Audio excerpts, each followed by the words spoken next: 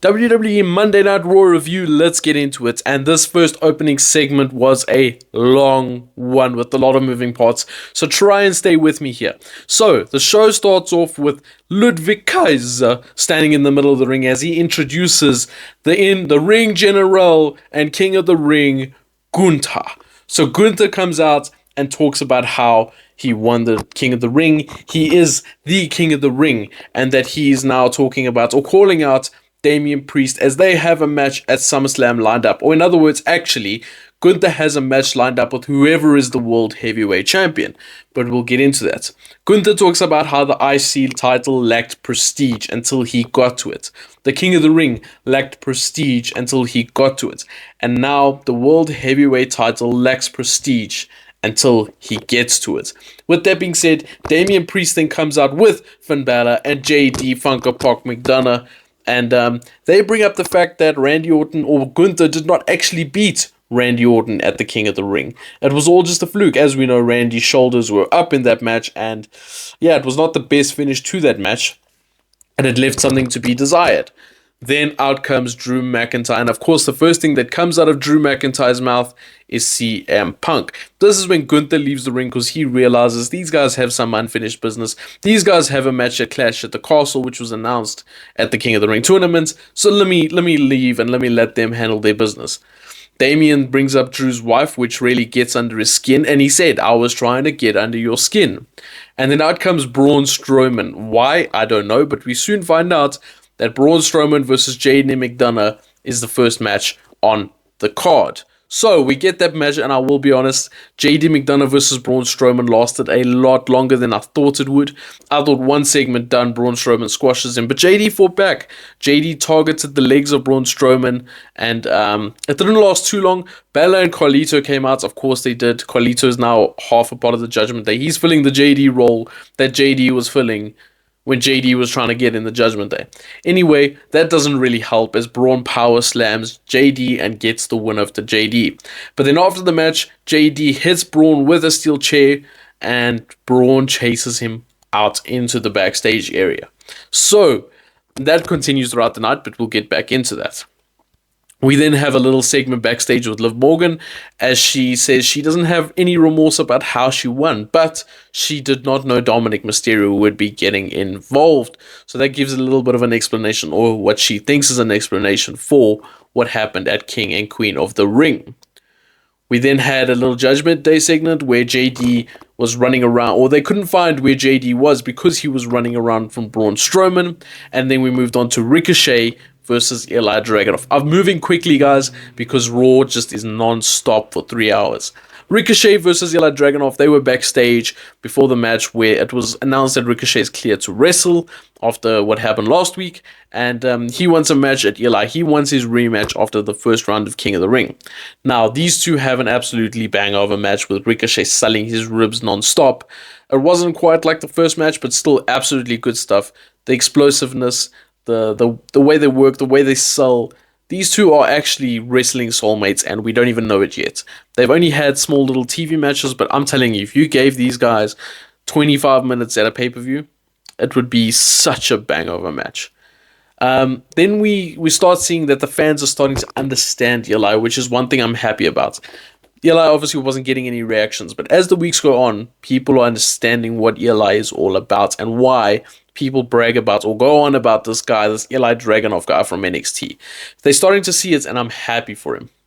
Ricochet then lands a shooting star press, and we think it's over. Ricochet might actually get the win.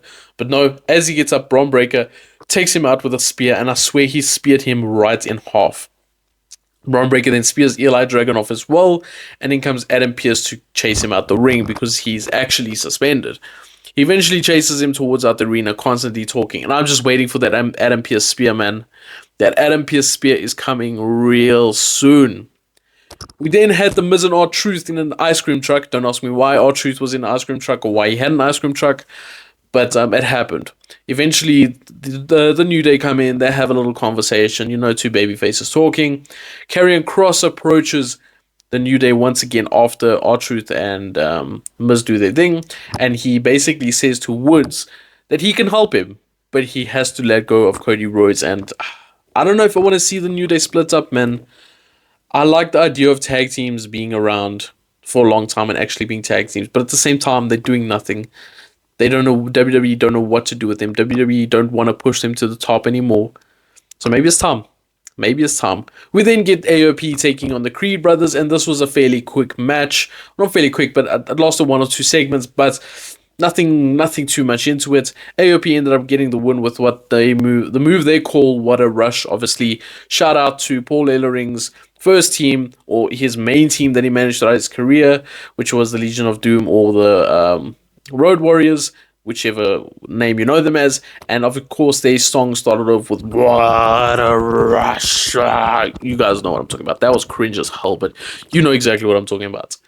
We then had Sheamus into the ring where he cut a promo blaming Ludwig Kaiser for taking him out, and that didn't allow him to enter the King of the Ring tournament. Ludwig then pops up on the Titantron after some trash talk from Sheamus, where he cuts a promo on Sheamus and shuts him up basically.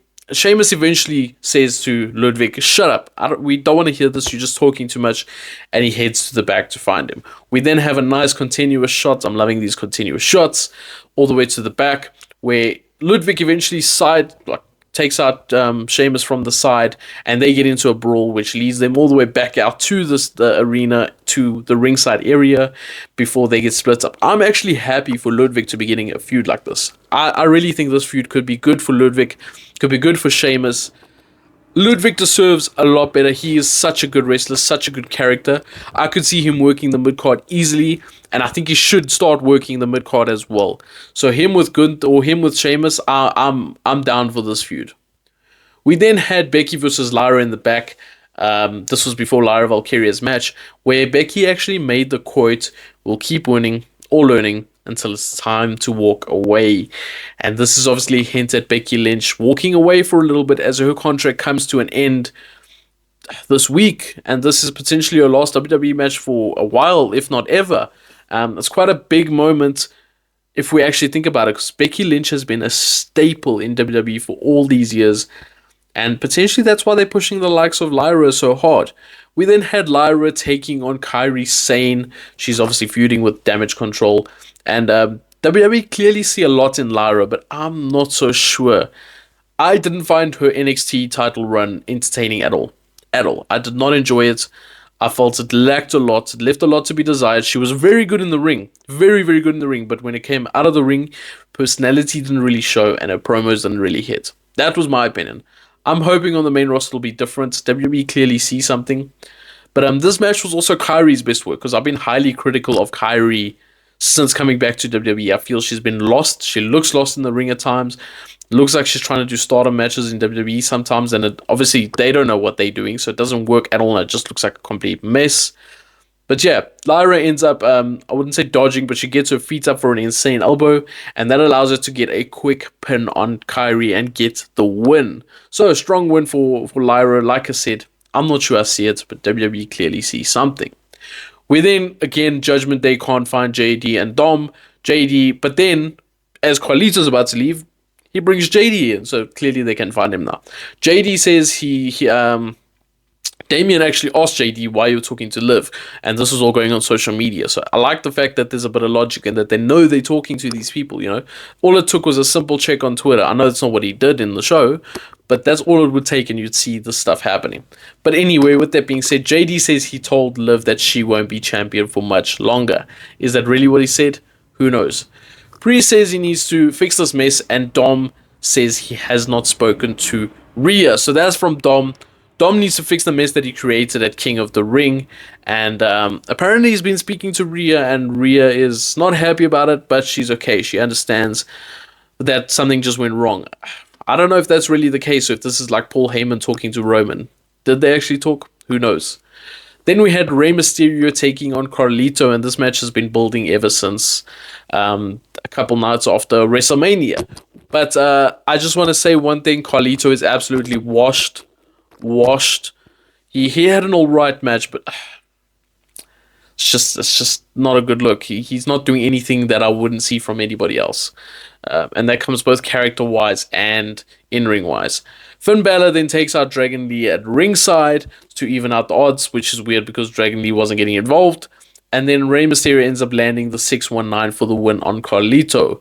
But that means the Judgment Day just attack Rey and Dragon Lee real quick. And then Damian Priest comes in and he does all the damage, taking everybody out, showing that he is the big dog in this situation, which I like. He is the world champion. He shouldn't be getting beaten up by these people. I think this could lead to a quick match with Rey Mysterio. I'm not going to lie. Like a quick random Monday Night Raw match for the world title with Rey Mysterio. And I'd be happy for that to happen and for Damian to get a clean win. I think it would be good for Damian. Maybe on the lead to the Clash of the Castle match with Drew McIntyre. That could be good. We then had Chad Gable and the Alpha Academy, and we had their segments where backstage Chad was questioning why Tozawa never made the trip to Saudi. And Chad also says he gives Otis one more chance against Bronson Reed. We then have the match with Bronson Reed, where Bronson eventually makes light work of Otis. Otis does his usual stuff, which ends up causes him to get the loss. And then Chad, after the match, calls out the entire Alpha Academy. So in other words, Tozawa and Maxine to come to the ring as well. Chad then goes on this rant about how, you guys need to be disciplined and so on and so forth. Then he takes off his belt and he asks Otis to hold the rope. In other words, go stand there so I can give you a lashing.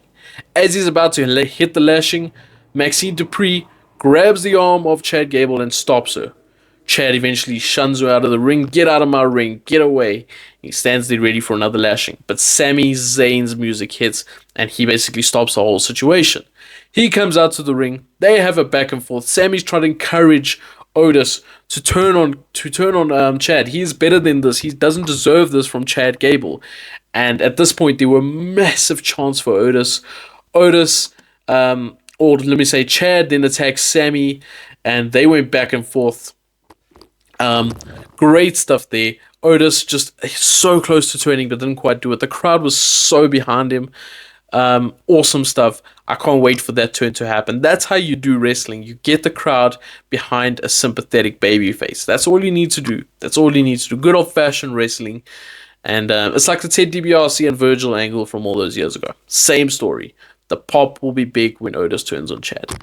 We then moved on to the main event of the night, and that was Liv Morgan taking on Becky Lynch for Liv Morgan's world title and potentially Becky Lynch's last match, and it was in a steel cage. Surprising turn of events.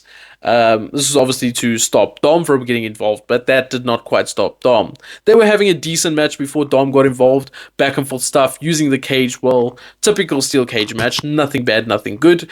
And then Dom comes to ringside and tries to open up the cage. He opens up the door, calling Becky to come. Becky doesn't want to just leave the ring like that. She doesn't want to win like that. Eventually, a Priest and JD come out asking, like, Dom, what are you doing? And of course, JD attracts Braun Strowman.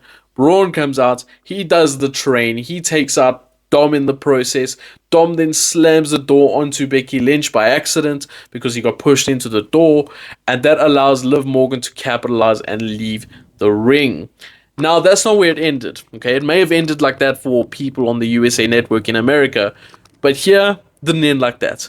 Liv and Rhea and Dom walked out onto the rampway, or Dom was already there. Liv walked past him with her title, looked at him, gave him a look, one of those looks, and gave him a kiss, a big old kiss. Now KJ did a short for us on TikTok and Instagram where he was saying, it took Dom 2 years with Rhea and didn't get a kiss. But it's taken him 2 matches with Liv and he got a kiss. All I'm going to say is, I know the memes are going to fly around, but it should have been me. No, I'm joking. I don't want this to be a romantic angle, but I don't think it's going to be. I think it's going to be Liv playing Dom like a fiddle, in actual fact, just to get at Rhea. I think that's all it's going to be about. It's not actually Liv having romantic feelings for Dom. All I'm saying is, hey, Dom's wife has got to be questioning herself right now. Really got to be questioning herself. But this episode of Raw was eventful but uneventful at the same time. It had its big moments, but then had some not so big moments. I don't know, it was a decent episode. I had nothing really to complain about the episode. Some stuff was average, like I say, some stuff was mid, but you're going to get that with anything. There was just nothing objectively bad, which I'm happy about. Sometimes we get stuff that's objectively bad. And in this case, there was none of that really. So I'm happy with the show. Let's start building to Clash, which is in 3 weeks' time already, which is absolutely ridiculous. And let's start building towards SummerSlam, Money in the Bank, all of these matches, all of these pay-per-views. So with that being said, I didn't mind the show at all. I thought it was decent. What did you guys think of the show? What did you guys think of the final moments of the show? And we'll see you guys next time. Take care. Peace.